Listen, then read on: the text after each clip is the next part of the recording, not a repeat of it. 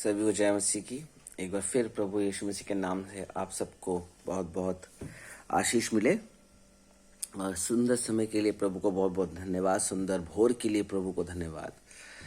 कई बार हमारे जीवन में बहुत परीक्षाएं आती हैं, समस्या आती हैं, उनका समाधान कैसे करें, ये बड़ा सवाल रहता है। लेकिन परमेश्वर का वचन हमें वो सिखाता है, जो मेरे मन में परमेश्वर डाला है, मैं आपके सामने पढ़ना चाहता हूँ। ये मिलेगा याकूब की पत्री, उसका 1 अध्याय, उसके 2 पद से।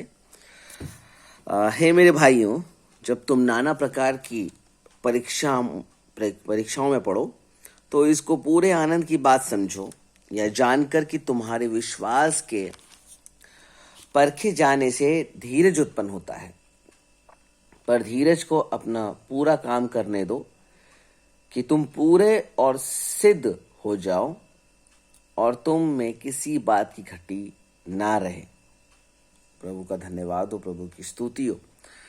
तो याकूब जो है एक विनती कर रहा है, हे मेरे भाइयों, जब तुम नाना प्रकार की मतलब कई प्रकार की परीक्षाओं में पढ़ो तो इसे बड़े आनंद की बात समझो।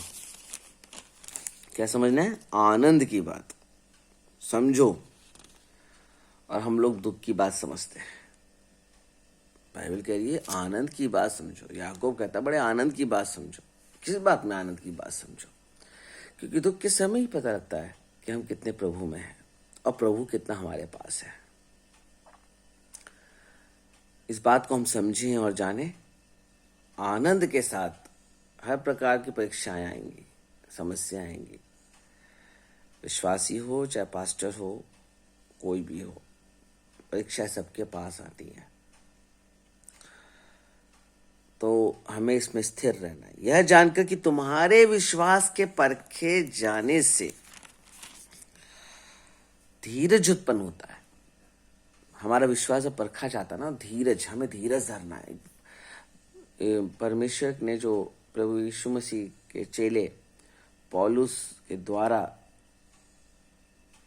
बहुत अच्छी बात लिखी गई है, अगर उसको समझे जाने तो।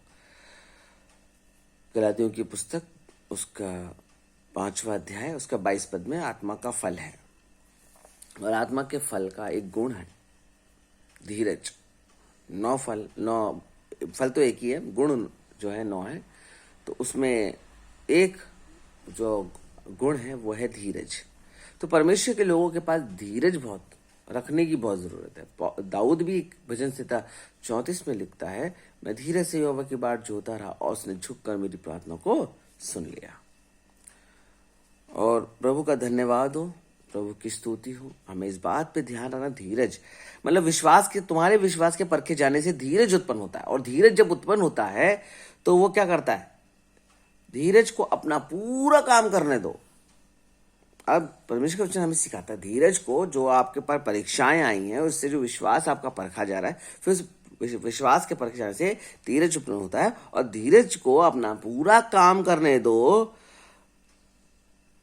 और तुम करने दो और तुम पूरे और सिद्ध हो जाओ। मतलब लिखा है पूरा काम करने दो कि तुम पूरे मतलब अच्छे मतलब संपूर्ण और सिद्ध हो जाओ।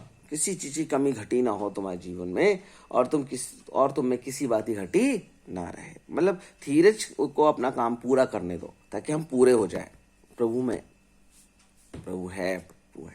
और उसके बाद पूरे हो जाओ और तुम सिद्ध हो जाओ। हम कहाँ जाते हैं सिद्धि प्राप्त करने के लिए। लेकिन सिद्धि प्राप्त करने का सबसे अच्छा तरीका ये है कि धीरज को अपना काम पूरा करने दीजिए ताकि हम पूरे हो जाएं प्रभु में और सिद्ध हो जाएं। ताकि एक परीक्षा आई थी उसमें प्रभु ने हमें सहायता की, तो क्या बाकी परीक्षाओं में वो हमारा साथ नहीं देगा? खाने जब भूखे थे तो उसने हमें खाना खिलाया, तो क्या हमें कपड़े नहीं पहनने के लिए देगा? वो जब कपड़े दिए, खाना दिया, तो हमारे लिए वो और चीजों की पूर्ति नहीं करेगा क्या? ये विश्वास रखना है। ये सिद्धता की ओर हम बढ़ रहे हैं और सिद्धि प्राप्त कर रहे हैं ना, परमेश्वर की ओर सिद्धि, कि हम सिद्ध हो जाएं, हमें किसी बात की घटी ना रहे। तो प्रभु चाहता है हमें किसी बात की घटी ना रहे। जब प्रभु अपने राज्य में आएगा तो हमें भी अपने साथ ले जाएगा ताकि हम सिद्ध हैं। हम पूरे हो चुके, हमने अच्छी लड़ाई लड़ी है, हमने अच्छी कुश्ती लड़ी है। प्रभु का दास पौलुस कहता है मैं अच्छी कुश्ती लड़ चुका हूँ। तो हम भी कहने पाए अच्छी कुश्ती लड़ चुके हैं। तो मेरे प्रियो, आज के वचन से हम यही सीख सकते हैं कि प्रभु में जब हम हैं, बहुत परीक्षा आएंगी, समस्या आएंगी, तकलीफें आएंगी, लेकिन प्रभु पर भरोसा हमें रखना है और हमें सिद्ध बने रहना है। प्रभु में सिद्ध बनने का तरीका उस परीक्षा में धीरजवंत रहिए, ताकि हम पूरे और सिद्ध हो जाएं और हमें किसी बात की घटी ना हो। यही चाहता है प्रभु हमसे, यही चाहता है। तो मेरे प्रियो, प्रभु आज के वचन से आप सबको आशीष दे और आज का दिन आपके लिए बहुत अच्छा रहे। हर एक प्रकार की आशीष, हर प्रकार की समस्या से आप दूर रहें, शैतान के हर चालों को समझें और विजय प्राप्त करते चले जाएं। प्रभु आपको आशीष दे। जय मसीह।